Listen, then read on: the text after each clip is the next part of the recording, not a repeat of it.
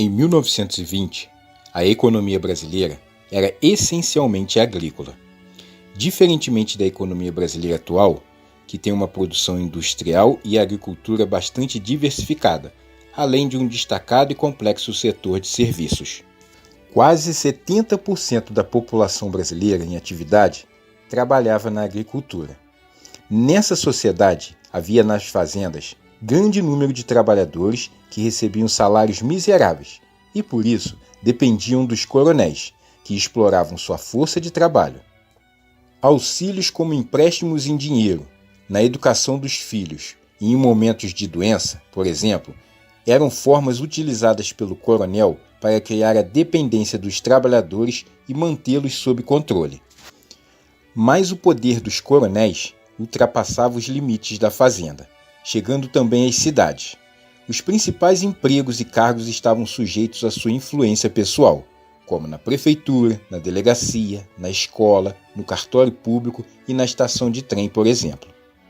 Donos de armazéns, médicos, advogados, prefeitos, vereadores, delegados, juízes, padres, professores, todos procuravam se aproximar dos coronéis em busca de favores, o que caracterizava o clientelismo, que na época era a prática de premiar com favores públicos o grupo de pessoas que demonstrava fidelidade política aos coronéis.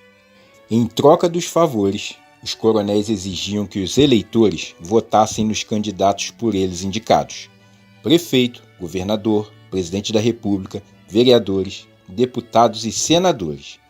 Quem se negasse ficava sujeito à violência dos jagunços ou capangas que trabalhavam nas fazendas e compunham grupos armados que perseguiam os inimigos do coronel. Cumprindo ordens dos fazendeiros, os jagunços procuravam controlar o voto de cada eleitor, pois naquela época a votação não era secreta. O eleitor declarava publicamente em quem estava votando. O voto aberto, dado sob pressão, ficou conhecido como voto de cabresto, expressão popular que significa voto obrigado, imposto pelos coronéis contra a vontade do eleitor. Além do voto de cabresto, os coronéis praticavam fraudes para que seus candidatos vencessem as eleições. Documentos eram falsificados para que menores e analfabetos pudessem votar. Pessoas falecidas eram inscritas como eleitoras. Urnas eram violadas e votos adulterados. Muitas fraudes eram feitas também na contagem dos votos. O coronel mais poderoso em cada município ou região estabelecia alianças com outros fazendeiros para eleger o governador do estado.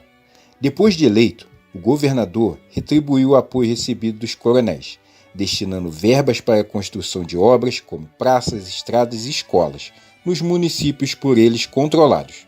A política estadual também funcionava em certa medida como troca de favores. Em virtude dessas alianças, o poder político de cada estado tendia a permanecer nas mãos de um mesmo grupo. No final do mandato, cada governador passava o poder para um parente ou um correligionário.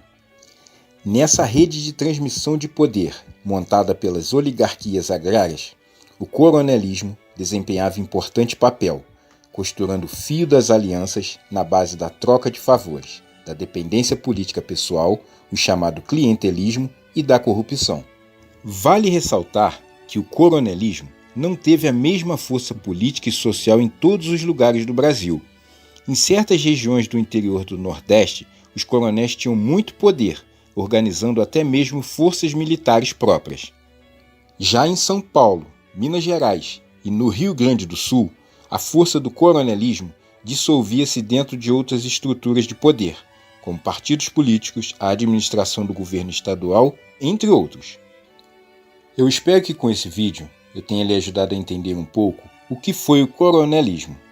Muito obrigado por você ter assistido, um grande abraço e fique com Deus.